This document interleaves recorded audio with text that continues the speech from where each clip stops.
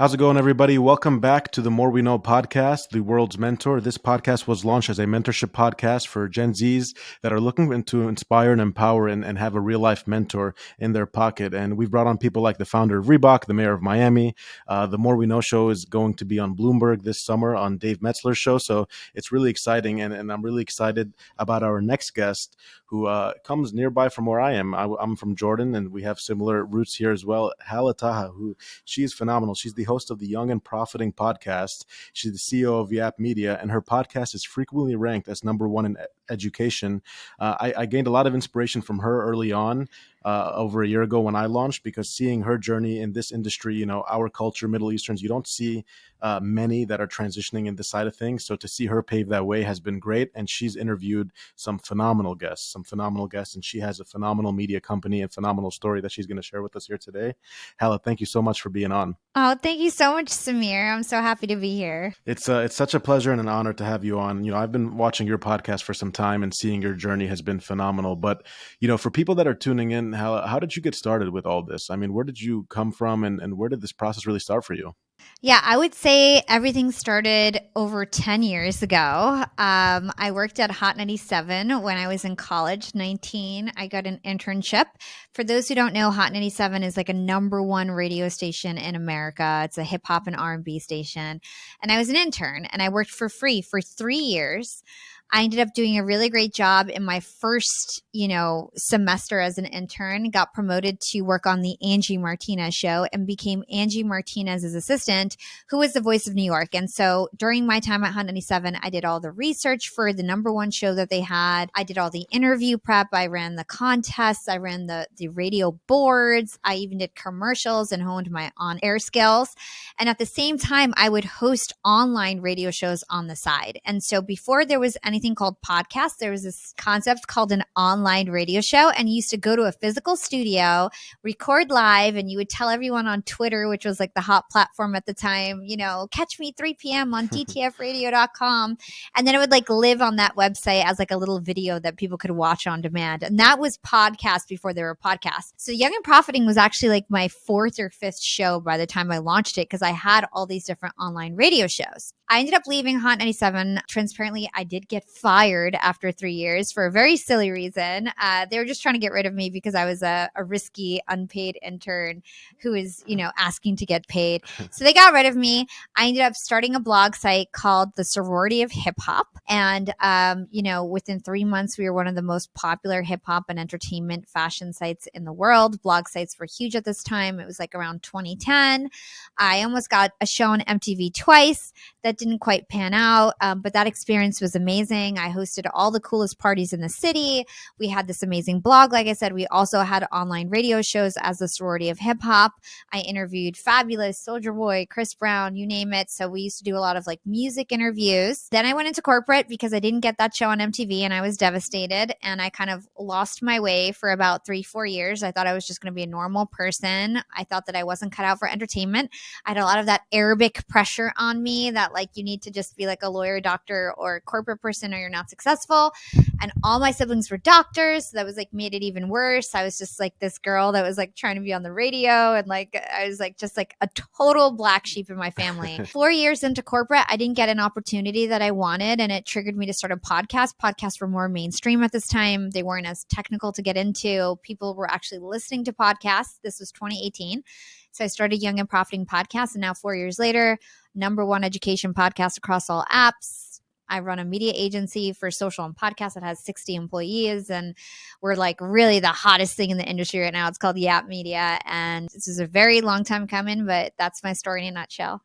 It's such a remarkable story, and I just hope people listening to this right now, specifically our Gen Z audience, can understand the process of what it takes to get to where you got to. Because you mentioned something there. You talked about pressures from Middle Eastern, and I can relate to that so well because I come from a family of all medical doctors. So it's tough when you have that pressure, and on top of it, you're not seeing results right away. So how did you navigate that initial pressure? Because I'm sure you didn't have 60 employees right away. You didn't have these guests like CEO of Chipotle and et cetera, right? So how did you navigate that pressure? Well, it's so funny because I was doing really cool stuff when I was younger. Like it was a really big deal that I got this internship at Hot 97, and I was around all these celebrities, and I was really honing my chops and making really big moves for my age, actually. But to my family, I was a complete failure. And like I would go to Thanksgiving and everyone would talk about their rotations and this and that and kind of like look down on me or like oh, Hala, like the party girl, what is the party girl up to, you know? And I was like really looked down upon, even though I was like learning how to dominate social and learning how to dominate digital, and I was like really good at graphic design and writing and audio production and all these cool things that now, like, I laugh. My father passed away, but before he died, he was like, "You're gonna be way richer than everyone, Hala. Like, you're gonna be the CEO of everyone." Like he's like, and like they realized shortly after, like, "Oh crap! Like she's learned all the skills that are like the future." You know what I mean? And so I'm really happy that I didn't take that path, and everything kind of just happens for a reason. Sure, I love that. And now, in that path, did you ever think you weren't going to make it? Like, were there moments? Oh, yes, there was definitely moments. Since I was 19, I was really into the law of attraction and I really believed in myself, and I sort of brainwashed myself to believe that I was extraordinary. And I truly believe that. And I truly believe that like I was going to be famous. I was around all these famous people when I was 19, 20, 21, all the time. All throughout every day, it would be like Jay-Z or J-Lo or Kim Kardashian. I'd meet somebody new every day. And so I knew they were regular people. I would hang out with them. And it made me realize at a really young age that I could be that. And that's not unattainable. And really, it's just a matter of being strategic and hard work. And I could be one of those people who have such a big impact on the world and use my voice for good. When I've been in tune with the law of attraction and really believing that life is limitless, I did get opportunities left and right. And like things were just like upward, upward, upward momentum. And that doesn't mean I got everything, but getting opportunities is upward momentum too. So it's like, I didn't treat like rejection and failure as like the end of the world. I thought of it as like, well, I was, you know, good enough to get a TV pilot on MTV twice. Like, you know what I mean? Like, that's not normal when you're 24 years old. So to me, it was like those were just like rungs on my belt. And like, just because I didn't make something didn't mean that I was like worthless. But there was a period of time when I got rejected from MTV, and it was the second time. They had filmed us all summer and they had essentially broken my team apart. I had this thing called the Sorority of Hip Hop. There was 50 girls. And MTV got us a studio on Broadway. They filmed us all summer and they made us fight with each other for the show. Wow. And they like planted all these things and they basically broke my whole sorority apart. So then they were supposed to launch the show, and 2 weeks before launching the show, they pulled the plug and they didn't tell me why. And I like was devastated because at that point it was like 6 years of like working for free at Hot 97, then basically working for free doing this blog site. I was the president of the Sorority of Hip Hop with 50 girls, and all of these girls were banking on me for their fame and success. And we were this close, you know? And then they pulled the rug under us. They didn't tell me why. All the girls hated me and were fighting with each other, and like everything just fell apart. And I was like, wow, like my whole world just fell apart. MTV just like ruined my life. And then I was like, well, maybe my parents are right. Maybe I'm not cut out for this. Maybe I'm not good enough. Maybe I was never supposed to be an entertainer. Now I'm just going to make, you know, I better just get my MBA, go into corporate and be a normal person. And so I did lose my way for 4 years. I thought I would never get back on a mic. Now, the whole time in corporate, I was actually still learning my skills and preparing myself for this endeavor. I was like the face of the young employees at Hewlett Packard. I was interviewing the CEO and the CMO at like internal events and like still being me. I was still me, but just in a corporate environment. And I didn't really think I could amount to anything but like leveling up and climbing up the corporate ladder. But then I didn't get an opportunity that I wanted at Hewlett Packard. And I realized I had all this time. I realized I still had a passion. I wanted to use my voice to improve the world. I felt like I had all the skills. I had social skills, blogging skills, audio skills. I had a voice. I had potential. And so I just went after it. And I was like, I'm just going to do this again. I'm going to give it one more shot. And I'm so thankful I gave it one more shot because this was the time that it really took off. Just such an amazing story to be able to go through that, where it's like you go through these trials and tribulations, because I feel like a lot of times on social media we see the makeup, right? We see everything that is awesome, that's going The well, highlight reel, the yeah. highlight, exactly. And so we don't see what goes on behind the scenes. So for you to talk about that to the audience and get to where you got to is just extremely inspirational. So after that, you left the corporate job, and then did you launch the podcast first or your media company first, or did they go hand in hand? So it was all a side hustle. So 4 years into my corporate career at Hewlett Packard, I launched Yap as a side hustle. And so at the same time, I started my LinkedIn journey. So a lot of people, if you're on LinkedIn, you might recognize my name. I'm like kind of prolific on that platform. I'm one of the biggest influencers on LinkedIn. And I started my LinkedIn journey to promote my podcast, but somehow my LinkedIn profile took off before my podcast did. So it's like, it's funny how things work out. Like you never really know like the order in which things are going to happen. So my LinkedIn took off well before my podcast. My podcast, I always had big guests because I had a great story. So I could reach out. For example, I had my favorite author, Dr. Jack Schaefer, was my first guest. And then I just got like Chris Voss by episode number 20. I had like huge guests by like episode 2050 and like beyond. My 100th episode, I had Matthew McConaughey, which is like, if you think about like most podcasters, like my journey has been like very accelerated. I am at the level of podcasters who have been doing it for 10 years and I've been doing it for 4. But that's only because I had 10 years of relevant experience before that like, so like by episode 1, I was like crushing it, you know, because I had all this experience. I had, you know, done already 100, 200 interviews, like, but in previous things, like it was about music, not business. Like but it was translatable and transferable in terms of my skills. So yeah, like I kind of lost track of the original question, but hopefully that answered it. That definitely answers it because it ties into the central theme and the theme right there about you just mentioned there. So you had an accelerated path, but it really wasn't accelerated when you look back at your whole career. You've been building up for moments like this, and you've been building up that career. But you know, for an audience starting out, and this can relate to anything, like getting your first guest. You know, before you have any downloads, how did you go about that? Like because people can learn from just pitching in general, because what about when your startup has no downloads and your app has no downloads, right? Like how 100%. So like I said, I started LinkedIn, right? And so I grew LinkedIn to 60,000 followers, and my podcast was stagnant for 2 years, right? I was getting 3,000, 4,000, maybe 7,000 downloads max per month on my podcast, even though I was this huge LinkedIn influencer and people would watch my videos, but that didn't translate to people actually going and downloading my show. And so there was a few things that I did that I think is very different from people. Number one is I realized that I had something to leverage. I had my LinkedIn. So one of the first things that really helped scale my podcast is that I used what I had as leverage, which was my LinkedIn profile. And I reached out to every single podcast company that there was. So I reached out to Riverside.fm. They were my sponsors. And I was like, can you feature me on your website? And in exchange, I'll write a post about you. Or I reached out to Castbox. And now I have 240,000 subscribers on Castbox alone. And I was like, hey, I'll do a review contest for you on LinkedIn if you feature me in your app. I did a great job. They featured me every single month until they just grew me so huge and my downloads just skyrocketed. I took that approach and then I went to all the different players and started to do the same thing. I'll do podcast commercials for you because now I have all these podcast subscribers. So then I was able to leverage my LinkedIn and my podcast. And so I just kept parlaying all those things and just trading with people, trading audiences. So I'd say, I'll do this for you on LinkedIn, or I'll do a commercial for you on my podcast in exchange for you writing a blog about me. And so I got all this press, all this cross promotion, and then my downloads just completely skyrocketed. I went from getting 3,000, 4,000 downloads a month to like 15,000 downloads an episode. And then it just like really snowballed from there. And I just blew up. I got on the cover of Podcast Magazine, then I got the Matthew McConaughey interview, and then just everything just skyrocketed from there. But it was like 2 years of stagnant growth. Now, I was still interviewing big people. I was super consistent. I was posting every single time.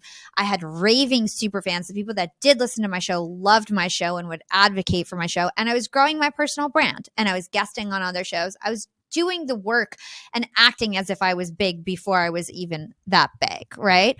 So it did skyrocket. The other thing that's really innovative to my journey is that I started a team right away. And so I've always been this like natural born leader. And when I started the podcast, funny enough, I wanted to do it on my own because I was scarred from having the Sorority of Hip Hop because it ended with a lot of drama. It was like 50 catty girls. Imagine like all these like young catty girls trying to work together and be famous, right? So it was so catty. And I was like, I don't want to have a team again. Like, I just want to do it on my own. This is like my first solo show. But it didn't happen that way. I had super fans reach out to me to support on LinkedIn. By episode 2, I had my first volunteer, who's Timothy Tan, now my business partner. He owns 10% of everything. By episode 8, I had 10 volunteers in a Slack channel. And I started my virtual office, which was basically a Slack channel. And now that 10-person intern / volunteer team, they worked for me for free for 2 years. Many of those people are still on my team and are like team leaders now at like my company. And so I turned that volunteer team into an agency. And basically what happened is that all the guests that would come on my show, Samir, they would always ask me the same thing. They'd be like, who does your marketing? How did you grow on LinkedIn? Like, who does your videos? Your videos are amazing. Like, can you help me with my podcast? My podcast sucks. Like, can you help me with my LinkedIn? And I'd always be like, no, I was working at Disney streaming at the time. And I'd be like, no, I have a great corporate job. Like, I just have a volunteer team. I can't help you. They just help me with my stuff. Then at one point I was like, wow, like there's all this demand and I'm just turning it away. And I just decided to start a side hustle. It was when COVID happened. My dad had COVID in the hospital. I realized like life is short. I wanted to make him proud. And I was like, I've got this awesome podcast. I'm taking off. LinkedIn is blowing up, but I could be doing more. And so I started this side hustle.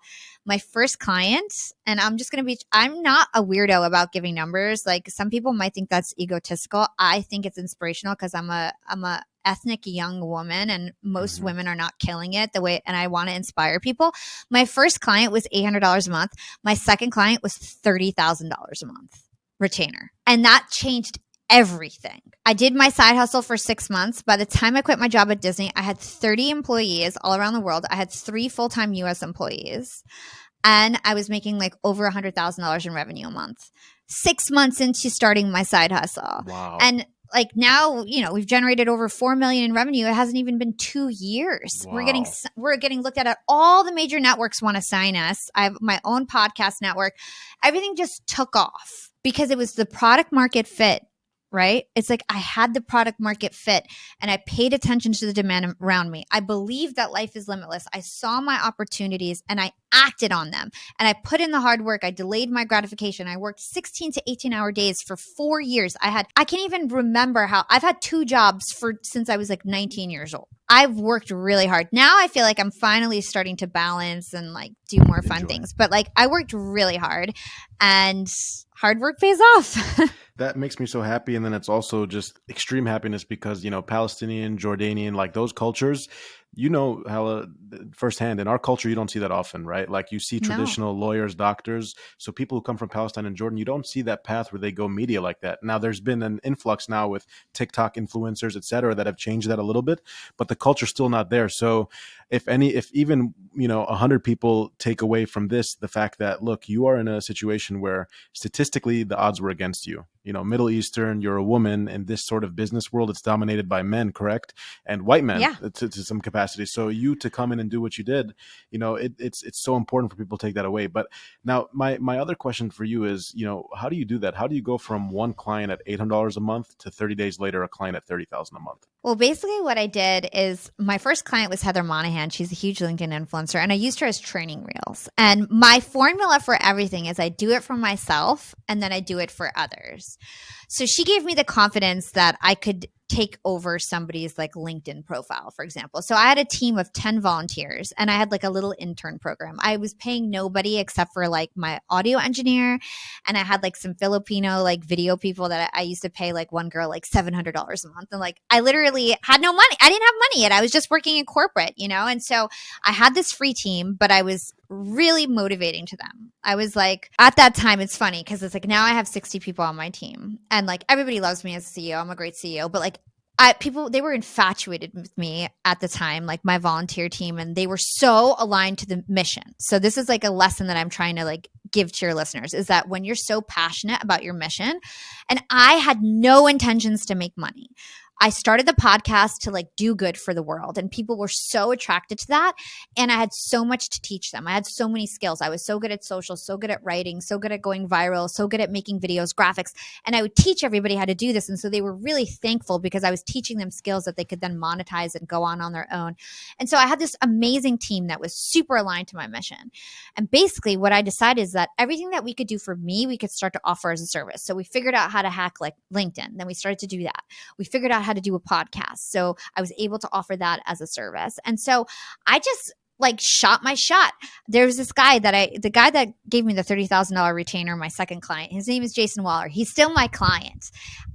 I came on his show. He invited me on his show because I was like I'm getting lit up because it's like a funny story. Yeah. He invited me on his show because I was doing a really great job in like making my way as a podcaster. This was 2 years ago about, or like maybe a little less than 2 years ago.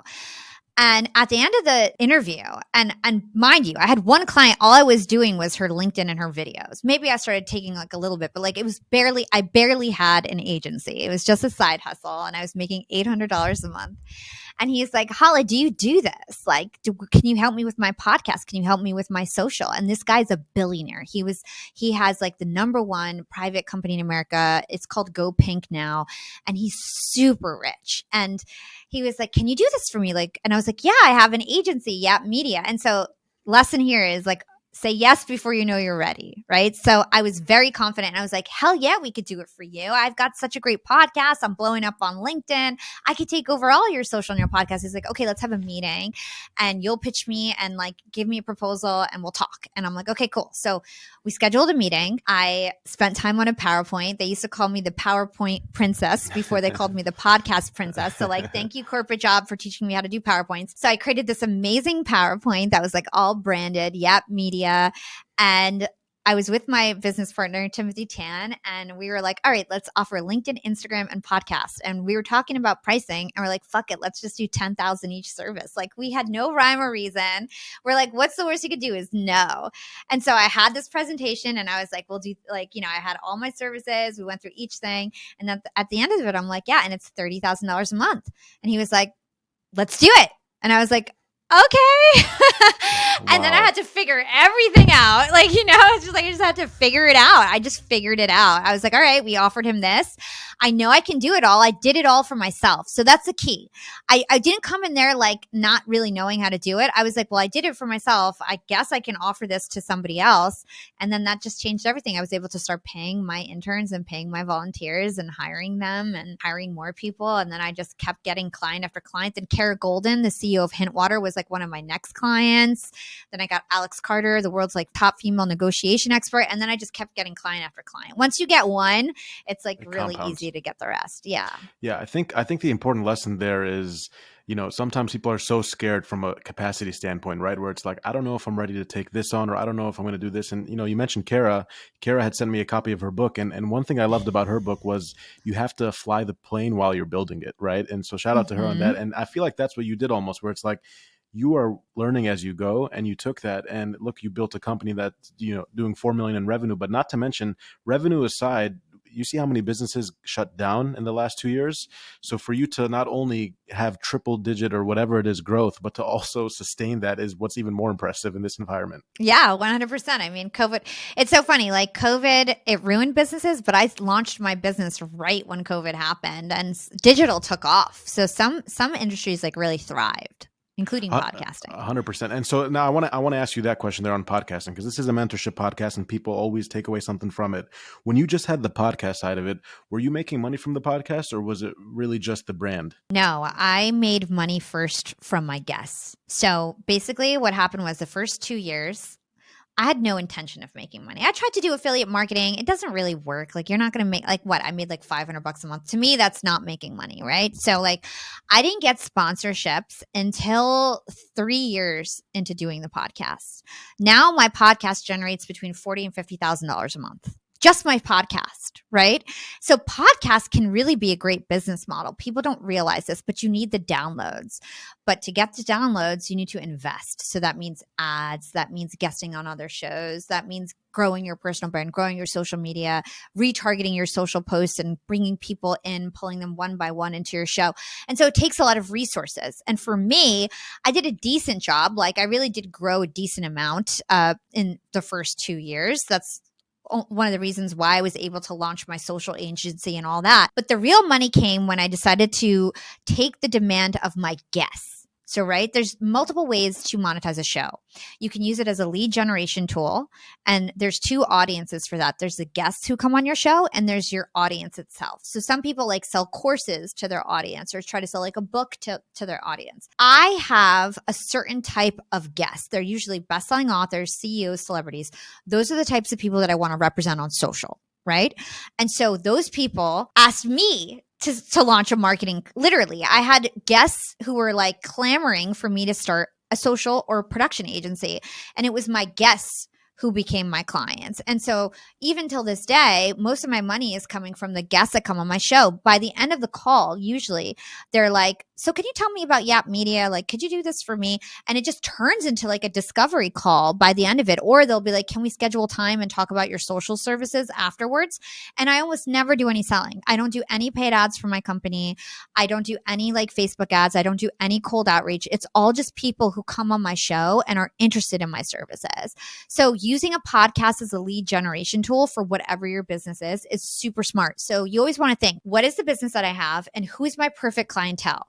Now, can you have a podcast where you interview your perfect client? If so, then you have a really great natural way to get to know them, to build trust, and then they'll buy from you later down the line and you're not like directly selling to them. So that's how I first generated money. I then took that and reinvested it in my show because my ultimate show is to make an impact in the world, use my voice for good, become the number one female podcaster in the world. So because I was making all this money on the social side, I got to have my own social team. So like Yap Media pays for it's as if I have $20,000 in marketing budget for my own, like every month. You know what I mean? I have my own team, all this kind of stuff. It's only because my agency is funding that, right? So I have like a professional team and then I do advertising to grow my show. And then I was able to get sponsorships and make all that money back. So it's like, for me, it went lead generation from my guests, made a ton of money doing that, reinvested it in my show and my own personal brand, grew my audience to a decent size, started getting sponsorships, making all that money back. I hope people just rewind that whole clip. You just gave a masterclass in literally 3 minutes on podcasting right there. That was so many gems there. And like the awesome thing about you too is the way that you've been the ability to pivot too, right? So I think I also took advantage of it. But when Clubhouse first launched, that was an opportunity for people to really get themselves out there. And for me, there was a couple things that helped me kind of get into the podcasting. One was your journey, and I think the Middle Eastern resonation that really kind of resonated with me well. But two, Clubhouse became, I quickly became on Clubhouse one of the top finance influencers. So we had clubs where we were featured on Bloomberg and had hundreds of thousands of listeners. And then I saw you did the same with Clubhouse, but you went and tried it. And I think a lot of times in our society and this audience of Gen Zs, we're sort of scared to try new things because we're accustomed to a certain way, right? Even when you graduate college, you go through this sort of post-collegiate depression because a lot of times we're scared to try different things. What I think you're a living testament of is the fact that you did corporate, you did this, you did the shows, you went through ups and downs, and then you're not afraid to test different things. And it's returned to you twofold. Yeah. Tenfold, 20-fold, 30-fold, 20-fold, 100-fold at this point. It's amazing. Now, what's next for you? Like, you've built the top podcast. You're doing, you said hundreds of thousands of downloads. You have agencies potentially signing 4 million in revenue. Like, where do you want to go next? So I started a podcast network that I'm so excited about. So remember that guy that I was telling you that, like, the billionaire who was my second client? He came to me. He was getting 200 downloads an episode. I turned him into a top 3 entrepreneurship podcast. His name is Jason Waller. His podcast is called True Underdog. I did that with Kara Golden Show, Heather Monahan Show. I grew all these podcasts. And then I started to figure out the sponsorship side of it. People who are in podcasting, they don't realize that there's like a whole business around podcasts. I thought that you could never make money off a podcast. I didn't believe it. I used to tell, even on Clubhouse, I used to be like, you can't make money on sponsorships. Like, just do lead generation. Then I started making money. I was like, oh crap, you can make a lot of money. I just didn't know how, right? And so sometimes like you need to also be willing to like relearn things that you might have like a mindset or a closed mindset. So I realized that there's actually like Jordan Harbinger is my mentor in the podcast space. And he opened my eyes to be like, Hala, like there's so much money in this space. You just need to know how to attack it. So basically I figured out the whole sponsorship monetization thing. I grew 3 other shows to my size. I started selling out all their inventory. I had so much more demand with the brands that I could sell. So now I've been recruiting established podcasts and I started a podcast network. It's called the Yap Media Network. And it's the #1 business and entrepreneurship podcast network. And now we're getting like courted by all these major players in the industry who want to sign us exclusive. And so that's my sole focus right now. My agency feels mature. I've got a great leadership team. It's running smoothly. And now all I'm focused is growing this network to be like the biggest network in the world. And it's going to make history. So I'm just so excited about it. And you've been able to pull that off with other historic things you've done now. So how does the network work? So you taking a step, would you take like a, like a Call Her Daddy or like a Joe Rogan? Like when you say established, like what type of show are you taking and what's that process like? Yeah, so I'm looking for podcasters who are getting anywhere from like 50,000 to 100,000 downloads a month. And I will help you grow your show, make it better, and get you sponsorships. And so basically, a lot of podcasters who are like in this middle tier where they're not like the Joe Rogans of the world, they're like smaller than my podcast, but they're still getting enough downloads to get sponsors. They don't know how. It's a complicated industry. There's lots of partners you have to go through. They don't know how to price themselves. They don't know how to put together pitch decks. They don't know how to sell across their social, if they're like on YouTube, or they just don't know. And so joining a network like ours will teach you how to get, or we'll not teach you, we'll get you sponsorships, and we'll liaison with you so you know what commercials to read and what your schedule is like. And it's just a fruitful collaboration. It's based on a rev share. And so if anybody out there is tuning in, you get 50,000 downloads a month or more in your podcast, reach out to me and maybe we can work together. Yeah, and I'm going to be posting all of Hal's information because you guys have to connect with her. I think, Hal, the other thing too that I wanted to ask you about is, what does your life look like outside of just the business side of things? Because I think we glamorize that, and that life is amazing, but how do you actually find balance, mentally, physically, spiritually? I love this question, and it's becoming more and more important to me this year. So, transparently, I've been a workaholic for the last 4 years, hardcore. I've always been a workaholic, but 4 years previous to this, with my side hustle, I was working in corporate and I had a number one podcast. Almost from the start, my podcast was decently big. Plus, I was trying to grow my personal brand. So, like, I had a side hustle and I'd work every day. I'd wake up super early, work before work. I'd stay up till midnight working on my stuff. Basically ruined a long-term relationship that I had because I was working so hard and, wanted to be an entrepreneur and all these things that he didn't want. I just busted my butt for 4 years and basically delayed gratification. I barely took any vacation. I worked through almost every weekend. I lost a lot of my best friends. It's not the healthiest thing to do, but I don't regret it for a second because I feel like I set myself up, and really I feel like I am a role model and I had to sacrifice those years and I don't regret it. And sometimes you need to think about delaying gratification for several years to get yourself ahead, because I feel like now I'm as successful as like a 50-year-old would be, and I can relax. I can go on vacation. I can go to the spa in the middle of the day. I have a new love in my life and spending a lot of time with him, and like life is a little bit more fun, but it wasn't for a while. But like I said, I don't regret any of it. So I guess what I'm trying to say is sometimes you need to sacrifice and work really, really hard, but know that you can't do it forever. And at some point, if you work really hard, you're going to get rewards. And for me, I feel like I'm at a point where I can slow down a little bit, focus on family, focus on rebuilding my relationships and things like that so that I have a stronger foundation. And because it is super important. And I don't want to be one of those people on their deathbed that says that they work too much, right? But it does take hard work to get any sort of extraordinary success. So you've got to just like play that game. And for me, I had to do it for 4 years, super hardcore, 16 to 18-hour days. And now I can do whatever the heck I want. Yeah, look, you're living proof. You took delayed gratification, which is something, unfortunately, in my Gen Z generation, we struggle with, honestly. Like, we have a hard time seeing that, putting in work today that can realize a result later. And we saw that even if you related to like financial markets, everyone got super excited when they turned $1,000 into $100,000 on GameStop. But most of those people lost all of their savings within just the last 7 months, because there's this idea of the fact that we want things now in our generation. Even like you, we want to get like, I'm in that situation. I want to get 100,000 downloads. I'm not there yet. And it's like, but I understand that process of gratification, and you're able to be living proof of that. One of the ways that you're able to start having more autonomy and take time for yourself is you need to have a team. And you just mentioned how big you are on having teams. How do you actually build trust within the team, though? Because that's also another, tough challenge, is building enough trust where you can say, hey, I've been doing this for 4 years. I worked my butt off, but now I'm going to give it to you guys. Yeah, it's a great question. And I have to say, like, as my team gets bigger and I get bigger, I have a lot of new employees who like don't realize how hard I worked. And it's like my volunteers from the beginning, and the people who work directly with me and the people who were with me from years ago, they never feel that way because they're like, Hala worked her ass off. Are you kidding me? Hala sacrificed everything for us, and they don't feel that way at all. But the new employees will be like, kind of thinking like everything fell in my lap, and like that's not true at all. And so in terms of building trust, first of all, having FaceTime, right? I really try to have FaceTime with all my teams. I have an international team. So like I'll hop on the call at 9 p.m. to meet my team in the Philippines, make sure that they know that like I go out of my way based on their schedule, not just mine, stuff like that.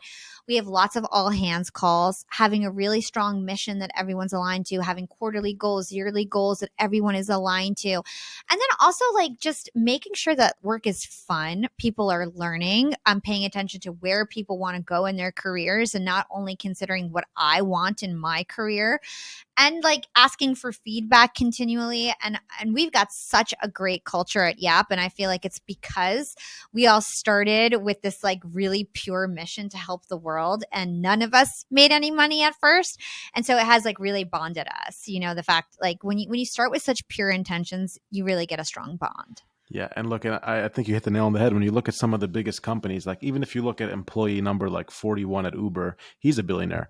I mean, there's so many people that like when they buy into that culture early, it really comes down to leadership. And just even listening to you for the last half an hour, you could tell the type of leader you are and your energy. You're very like sort of honest, transparent, but ethical and high energy. Now, have you ever, on the flip side of leadership, the hard part is also, aside from trust, is you might be put in some hard situations where you have to do layoffs or you might have to fire somebody.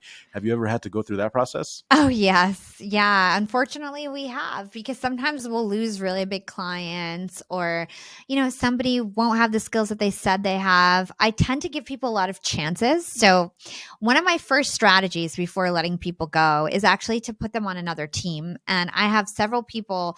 For example, I have a girl, Kriti. She's from India. She started as a copywriter. She was a terrible copywriter, but she was such a great girl. And I just loved her energy. I loved her willingness to learn. She was so responsible. And so I was like, why don't you help me with ops? And I was like, why don't you just like be my assistant? Help me with calendar stuff. Now she's the VP of operations and like managing 15 people. I have another girl, Garima, who started as a graphic designer. She was terrible. I put her on ops as well. She's crushing it. Now, if I have somebody who like I hired as a producer, for example, and they don't do a good job, then I put them on the social team and they don't do a good job. And I put them on ops and they don't, then I have to be like, I put you on 3 different teams. I give you 3 different chances. I was really patient, but we can't do this anymore. And I wish you the best. And I usually always like give them a great recommendation, try to point them in the right direction. But we have had to let some people go.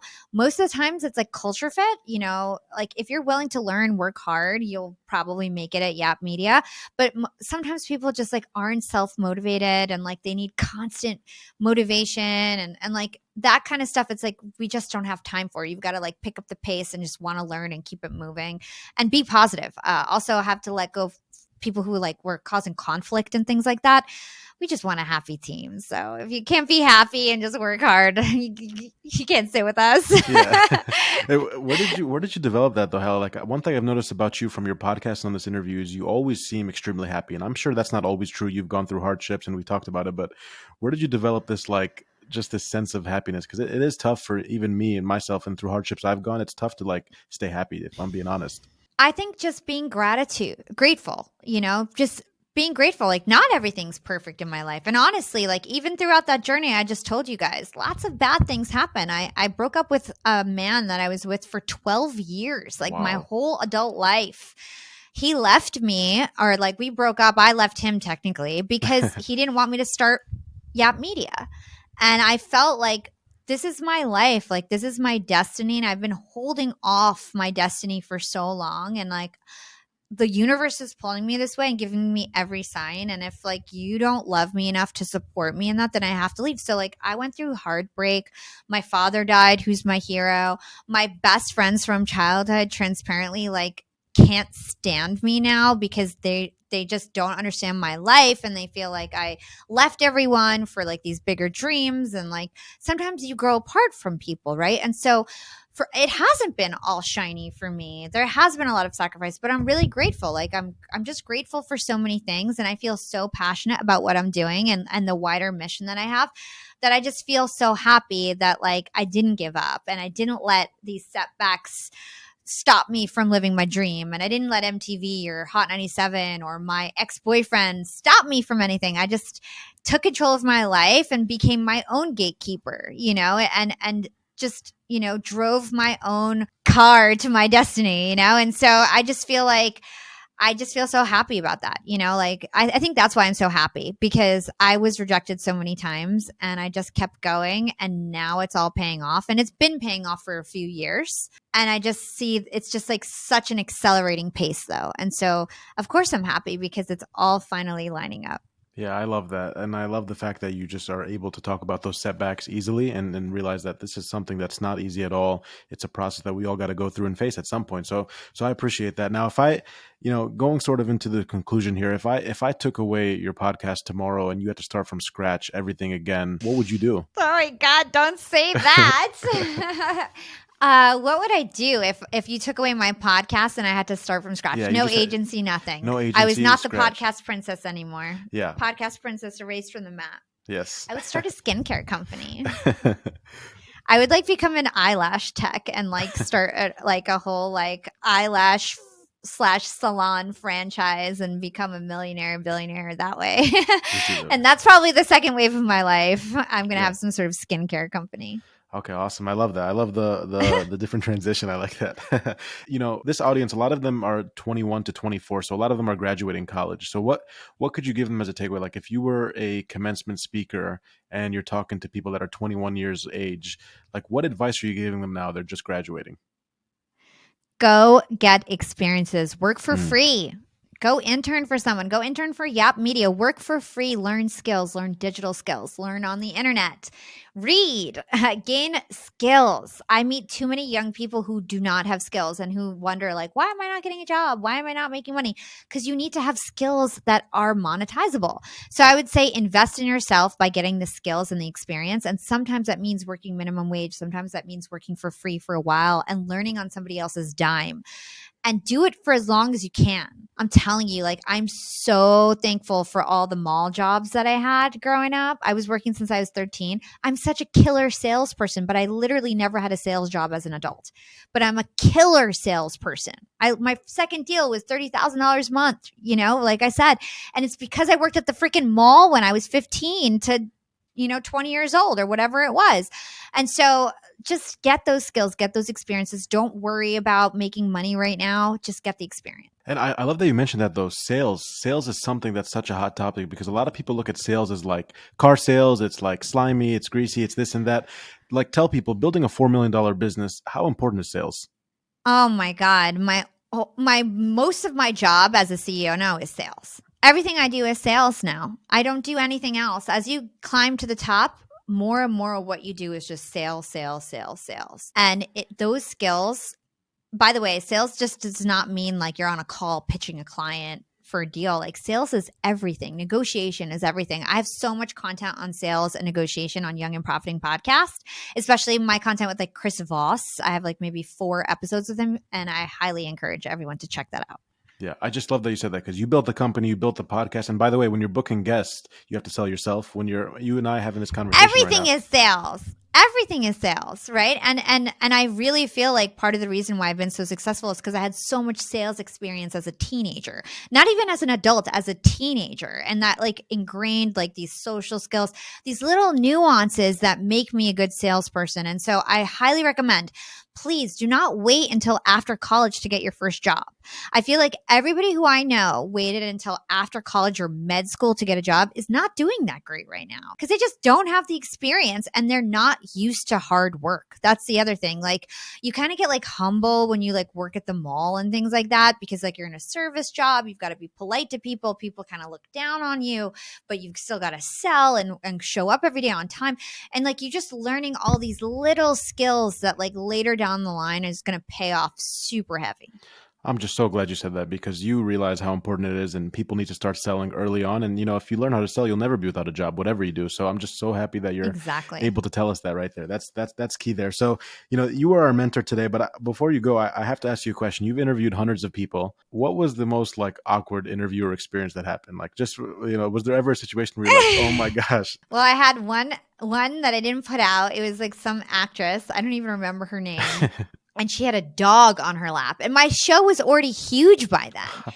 And she showed up with a dog in her lap who was panting and barking half the time. I didn't even put out the episode. So that was like the rudest one where I was like, why did you come on this show with Yeah. a dog on your lap? Oh my gosh. Let's see what else like awkward. That's like the most awkward thing. People are usually polite and I really do a lot of prep. And so I try to make sure that it never like turns awkward. What's your most awkward experience so far? Okay, let me think. Awkward. It's tough. That's a good question. I think when the mayor of Miami and I we were doing a podcast, and it wasn't necessarily awkward, but it was sort of funny that when we got onto the call for the first few minutes, he just didn't know how to connect the audio. I wasn't connecting. This was like way early on in my show, and so we were sitting there for like 4 or 5 minutes, and this guy literally only had 20 minutes with me, and 5 minutes we're trying to figure out the audio and Oh everything, and it was no. just like, oh my gosh, it was kind of You interesting. just reminded me of something when you said that. So like it's funny, like the bigger that you get, you'd be surprised. Like Matthew McConaughey was like such a sweetheart, huge Right. celebrity, like came on with energy, was so polite, and like, he probably gets paid $500,000 an hour, if not more. And he showed up to my podcast for over an hour. Like Yeah. incredible, such a nice guy. But then you get somebody, I'm not going to name names, but like I've had other big guests that come on and I'm like, are you sleeping? Yeah. Like, can you wake up? Like, I Yeah. had somebody like, I'm slouching out. He was like this, Oh my like all gosh. looked pissed. I was like, I have a number one show. Why do you look so Yeah. depressed? And then I'm so bubbly Yeah. and I'm like, hi, You're how so are excited. you? How can I? Yeah. And I'm like just trying to get the energy up. But sometimes people like they're just like so used to doing the routine that they're like dead. Yeah. And so like the bigger guests that I get, I have to like try to like re-energize them and I'm like, get excited, like please, like come with energy. And so sometimes like having those like middle to top people who aren't like at the tippy top, they come with energy, they're excited, they promote the show. And I like those interviews better. And it's just interesting, like as Yeah. you like come up in this game, the type of people that you meet, they say don't meet your heroes. It's true. Sometimes you don't want to meet your Yeah, heroes. and you hit the nail on the head with that one because it's like the ones you least expect. Like even when I had the founder of Reebok, he's in his 80s now, and obviously built Reebok to the billion-dollar company it is today. We spent before the interview just talking for 35 minutes, and now we have a relationship. Like I know his wife. Like when I go visit Europe, so it's like, but you would least expect Oh, that, that's so right? cool. Because if he's like in the billionaire status, you would think that one would just be 20, 25 minutes. But then I've had the flip side, like you mentioned, where it's like, whoa, And then it's so funny because the bigger is, and the other, like, this is another ironic thing. The bigger the guest is, the more likely I found that they're going to share your stuff. It's the middle level people who, like, don't share it. And I'm like, yeah, what is going, like, you're how like, does what's this going even make on? sense? It's just weird. It's like, I think when you get to a certain point, you just want to help people. Yeah, And when you're like coming up, you're like, well, I'm like technically bigger than her, yeah, so I'm not going to exactly, share right. it, I'm because I like, yeah. have like, 300,000 followers and she only has 150. Like, And you're like like, it's yeah. so silly. Now, did the actress lady ever reach out to you and ask like why it wasn't posted? No, I think she knew. I was just like over it. I was like, "Ugh." I know she never reached out, Yeah. but So you were over that. Wow, yeah, that's hilarious. That's a good yeah. experience. Oh my gosh. Well, that happened. This is the game that we're in. So I think I'm really pleased and just appreciative of the time that you took today to offer this mentorship and the gems that you drop. Like I've heard it on Clubhouse. You do it in your show, but how to get more downloads. I like that you're very transparent about numbers and things like that. But where I know a lot of people are going to be excited. Where can they go find you? Because I know you have a lot of different LinkedIn's and websites. So where can people go find you? Yeah. So first of all, please, if you want to support me, if you like this content, go subscribe to Young and Profiting Podcast. Take a listen. I just interviewed Wim Hof. Such a great interview. I had Ed Milet, also an amazing interview. Deepak Chopra recently came on. So lots of great content. Check out Young and Profiting Podcast on your favorite app. You can find me on Instagram or Twitter at Yap with Hala, YAP with HALA. And then you can search for me on LinkedIn. I'm pretty hard to miss there. I'm Hala Taha. Just search for my name. Awesome. Well, that is Hala Taha. I'll put all her links and information there. That is so much appreciated, Hala. Thank you so much for your time. This was really amazing. And thank you for being our mentor today. Thank you, Samir. What a great job. Great job.